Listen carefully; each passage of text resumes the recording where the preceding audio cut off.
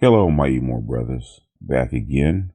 And I wish I was better at scripted videos because I think that this one would go better if I could script the video, actually script this review.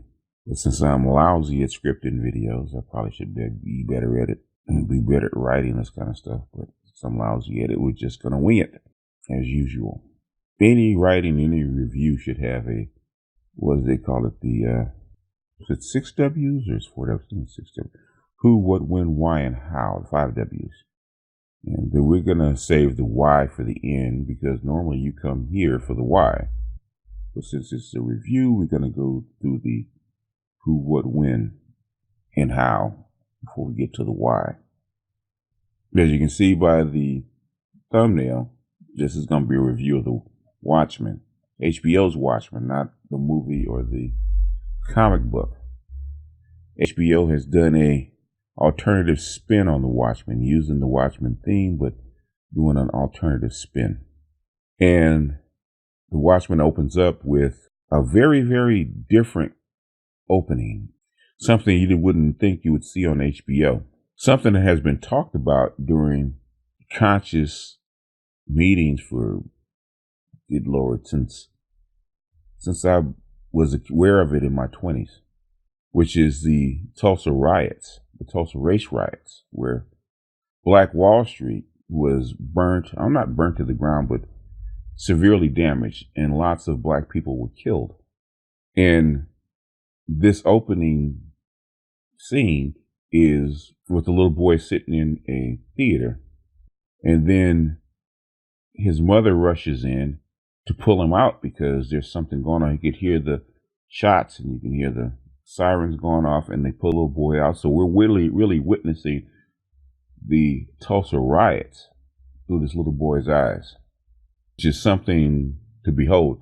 Watchmen, the first episode of Watchmen is worth watching just for the scene of the Tulsa riots, with the bombing of Wall Street, Black Wall Street, the killing of black people in that. There was one scene that, as you can see, the one I picked was the dragging of the bodies by the horsemen, and the little boy is spirited away by neighbors in a trunk, and he peers out on this chaos that's going on with his city, with his town.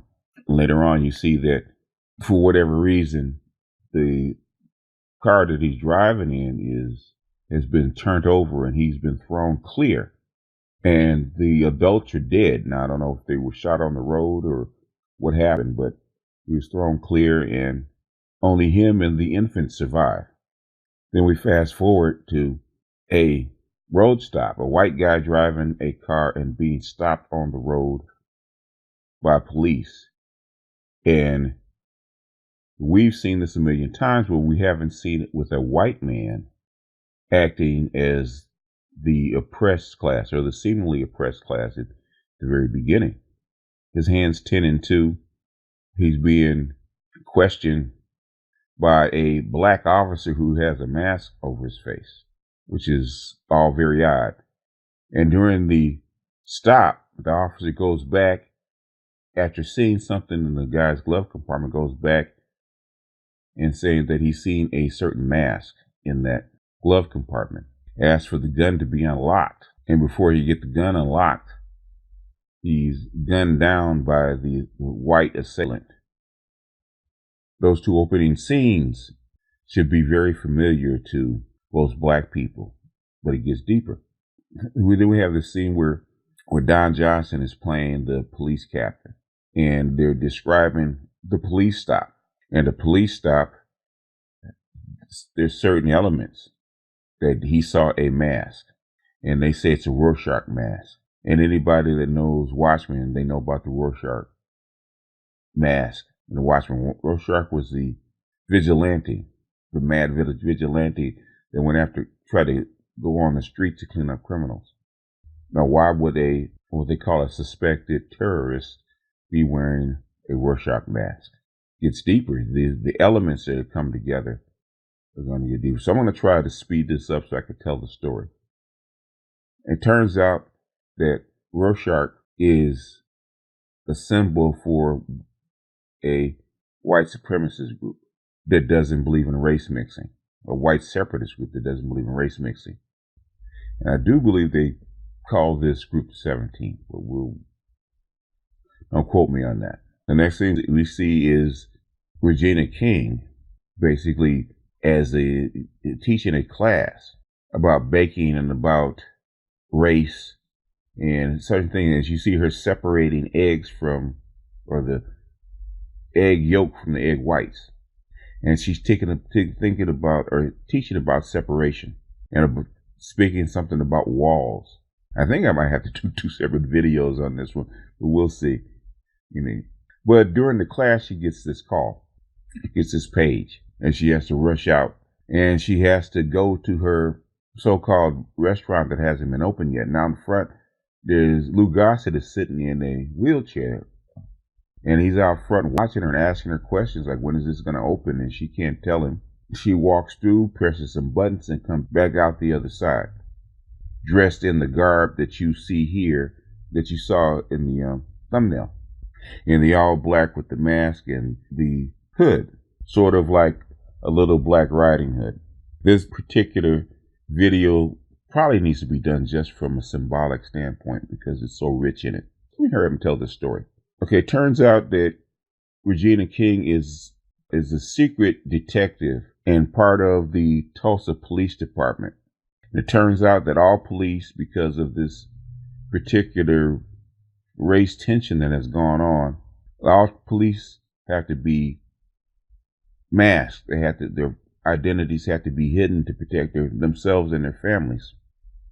So Regina King actually gets in the car and she goes to find this guy, and she gets to the guy's house. She breaks in, she beats him up, and she throws him in the trunk. She drives him back to police headquarters.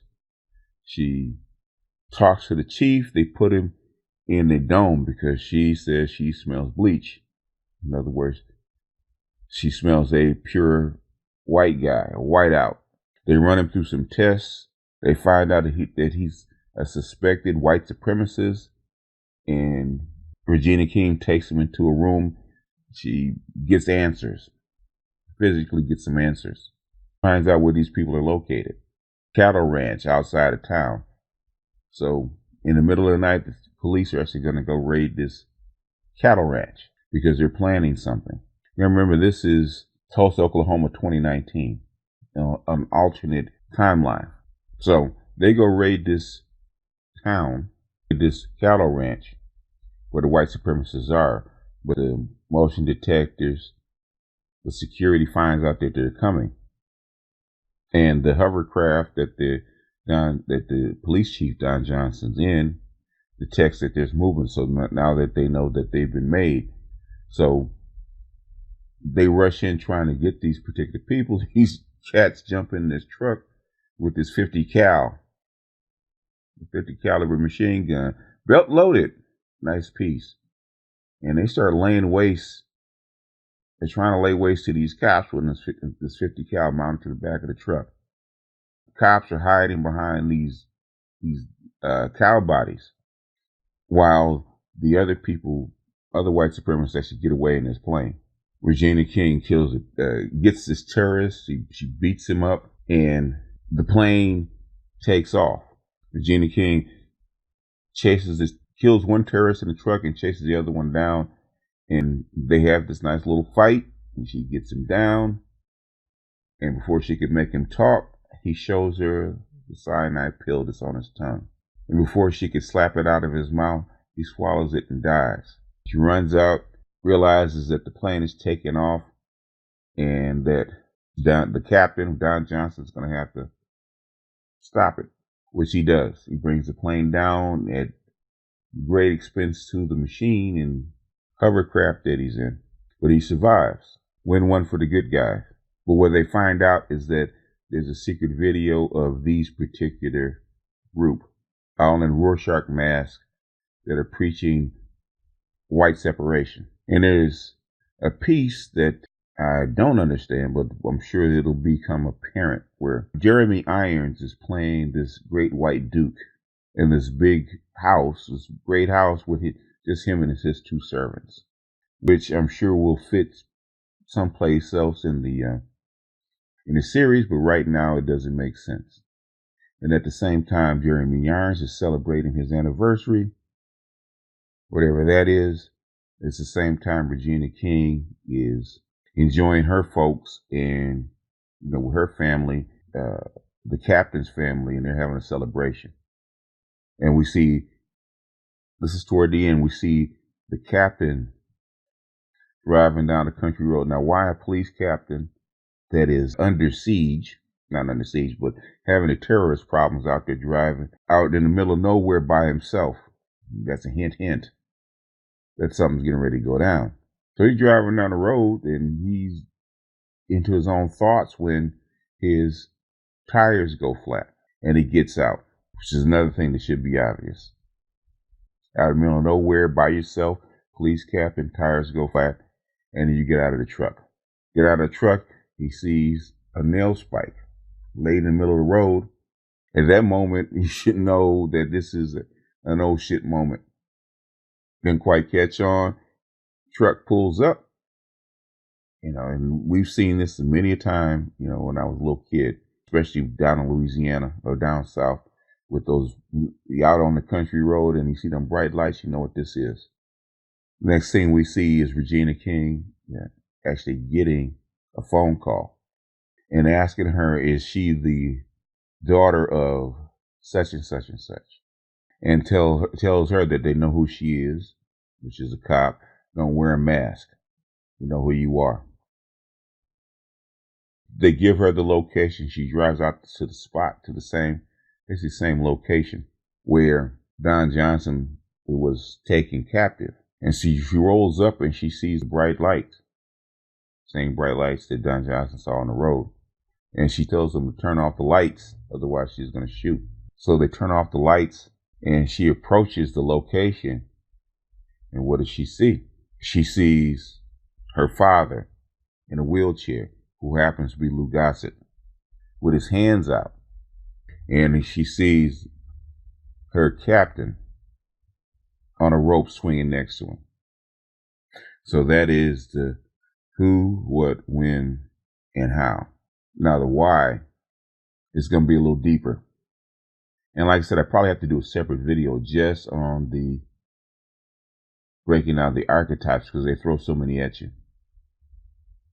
The symbolic nature. What are the archetypes? Beginning is the racial tension, which is one of the big ones amongst black people. I mean, it's almost triggering. Most white people had to come back and look it up because they didn't know what the Tulsa, Oklahoma race riots were. It's legend for us. We think that because it's legend for us, and most children have heard about it, and then most black folks, even the unconscious black folks, because of the work of the conscious community and Dr. Anderson and a whole bunch of others, we know, most of us know what the Tulsa race riots were. We will understand what Black Wall Street, as we called it, represented, and how it was the epitome of white jealousy, the bombing of Black Wall Street, which symbolizes what? Racial tensions. The reverse positioning of a cop and a supposedly oppressed group, which is the white man acting like a black man normally would with police. Stopped on the side of the road, making sure to keep your hands 10 and 2, looking straight ahead, giving a little lip, a little attitude. In fact, I do believe he was playing hip hop. I'm trying to think if that was Post Malone. You guys can tell me if you guys actually watched the video. He's playing hip hop when the cop stops him. And he's saying little smarts. Can he see his face, which is obvious that he can't, because that's against the rules for cops to show their face. And knowing that he has this mask inside the glove compartment, he has his license and his registration inside his glove. And when he does, the mask falls out. We don't understand what it means, what he does. And the cop sees that that's who he is. So obviously this guy wants this cop to know that he is part of this underground group when he guns him down, which is the reversal of what we see. Normally, this is, like I said, this is a reversal. Black cop, white dude stopped on the street, and this is Instead of being meek and mild, this guy guns the cop down, which is not normally what happens. And then the cops do what they do. They go after the group that shot this particular cop, which Regina King and the other cops do with the cattle ranch. The other things that we see in this particular video is the mixing. Regina King has a black husband, which I kind of understand. She's married with a black husband, but none of her kids are black. All her kids are either Asian or white.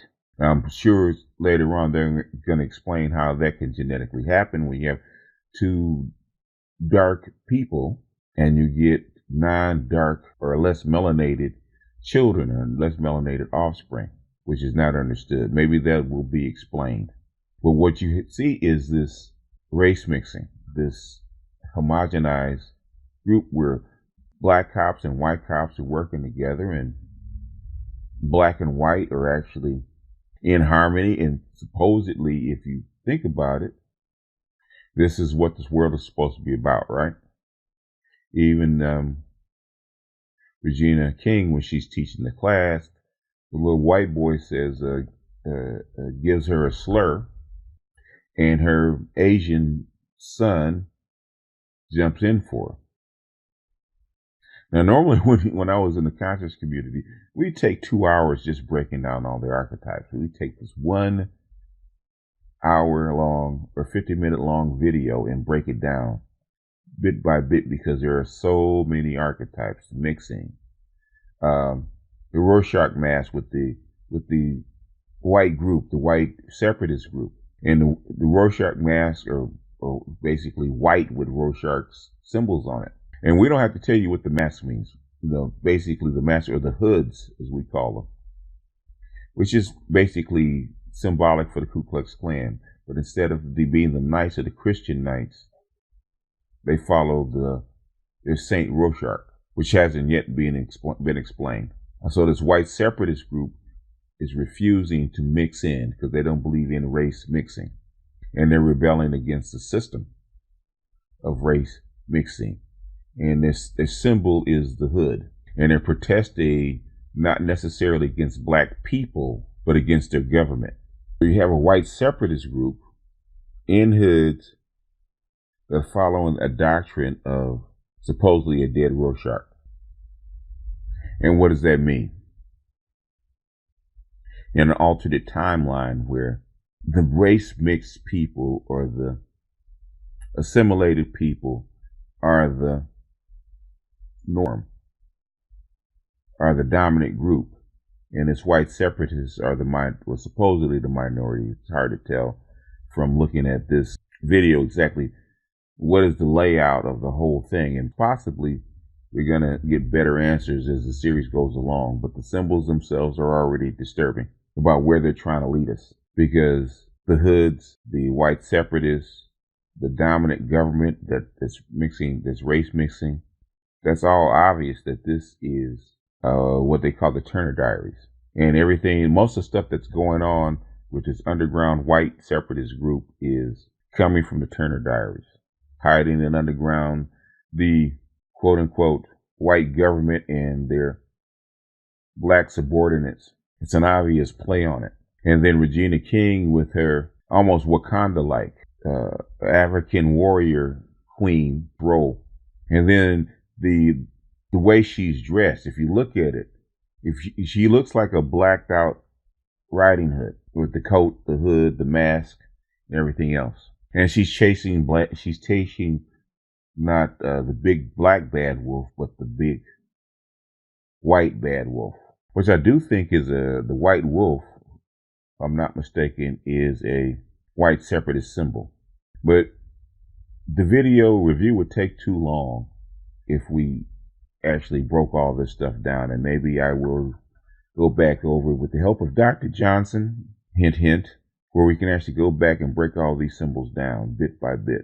But the thing is, the question I want to ask in this review before I get off, try to make it shorter, is where are they pushing us? Because this is obvious symbolic symbols to black people. Everything on here is symbolic to black people. The riots, the hoods, the police, the white separatist language, the anti-mixing. All this stuff is very familiar to black people. And I don't know whether they're trying to prevent or cause such separation, or maybe they're telling us that this is coming. And the reason that I think they're trying to tell us what may come or what is on the horizon is because of this particular article saying that basically that there could be this civil war coming, mainly fought by white men or white people trying to preserve their genetic and cultural identity. You got to remember the race mixing, the assimilation is forced assimilation on both sides. Not just black people, but the white people that resist. And at some point that was going to come to a head, and maybe this is the time. Maybe that's what they're telling us in this video. Something to think about going forward. I do believe that this is going to be 13 episodes, so hold on to your hats. If this is the opening episode and it stays this tense, they have a lot more to say. But with that, I'm going to end this. This is BGS out, and I will see you guys on the next one. Peace.